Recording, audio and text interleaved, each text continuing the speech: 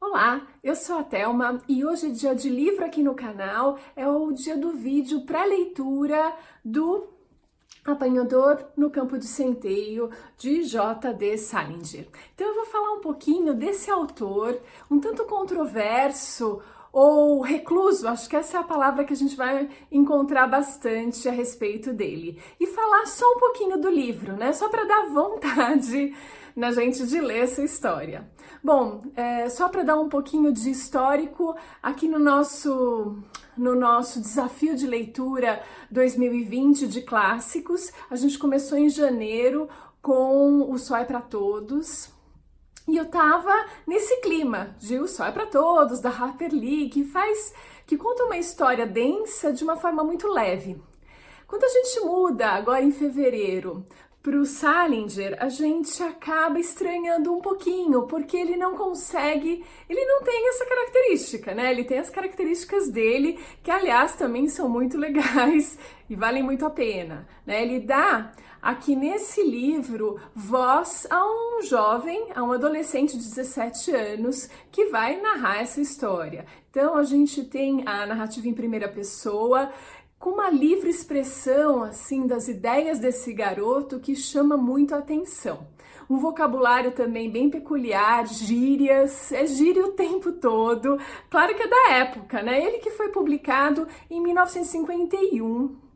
Então ele tem características dessa época de 70 anos atrás, mas a gente percebe a linguagem jovem mesmo, essa coisa descolada do garoto, né? E isso dá uma leveza à história, dá humor para a história e também consegue nos mostrar um pouco do que vai na cabeça desse jovem, as dúvidas dele, a ambiguidade, né? Tudo tem uma dualidade, ele ama e ele odeia ao mesmo tempo. Ele vai mostrando pra gente em alguns dias que ele vai narrar da história dele pra gente, né? Então essa é basicamente a história. Leitura super rápida.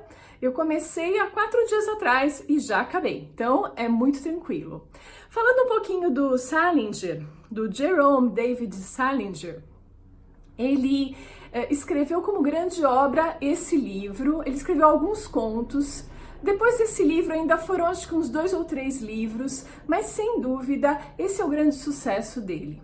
Um pouco depois da publicação, em 51, ele se tornou um cara recluso. Ele resolveu sair de Nova York, onde ele nasceu, e ir para um local próximo, mais afastado, e assim, se recusava a falar com as pessoas, tem todas umas lendas a respeito do comportamento dele. Ele que teve umas 3 esposas, teve 2 filhos, foi para a Segunda Guerra Mundial, voltou, estudou em Colômbia, na Universidade de Colômbia. Então ele tem toda uma lenda a respeito desse momento de reclusão que começou em 1953 e foi até a morte dele em 2010. E ele se recusou, por exemplo, a vender os direitos do Apanhador no Campo de Centeio para o cinema. O que é um direito dele também, mas assim, imagino que todos esses componentes contribuíram para essa fama, né? Tem um monte de filmes inspirados nele, né, de autores reclusos. Eu vou colocar alguns desses filmes aqui na descrição do vídeo. Uma outra questão importante foi que esse livro virou um ícone para a geração de 1960, o que eu acredito que seja por essas características que eu acabei de descrever, um jovem falando na linguagem do jovem de temas que são peculiares ao adolescente, né? Os medos, as insatisfações, as questões de vida que cercam esses jovens, né? Naquela época, mas hoje em dia também. Mas, na minha opinião, virou um ícone também porque foi uma geração predisposta a isso, né? A geração de 1960, e eu coloco aqui um artigo de uma socióloga falando um pouco dela, era uma geração que estava muito aberta para isso, uma geração que mudou muitas coisas na visão do jovem, inclusive, no mundo, né? Nos Estados Unidos, a gente tem a Guerra do Vietnã, A gente tem os conflitos raciais que estavam assim muito intensos nessa época. Mundialmente falando, terminou a Segunda Guerra Mundial, mas a gente tem Primavera de Praga, revoluções estudantis pelo mundo todo. Então o papel do jovem mudou. Então esse livro vem muito a calhar para esse ambiente de mudança. Então, a gente tem que ler pensando um pouco nesse contexto também. Uma outra sugestão que eu deixo é que se você estranhar no começo, se você vier dessa leitura do nosso desafio aqui, leu o primeiro livro da Harper Lee, que é leve, começa a ler esse aqui, estranha um pouquinho, porque ele é um pouco mais indigesto, né? Ser adolescente é indigesto, né? Não é muito fácil.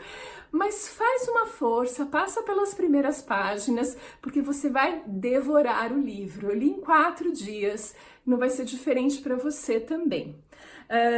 E tem umas mensagens bem interessantes, mas isso fica para o próximo vídeo. Então aqui ficam algumas ideias, contextualização a respeito do Salinger e a respeito do apanhador no campo de centeio.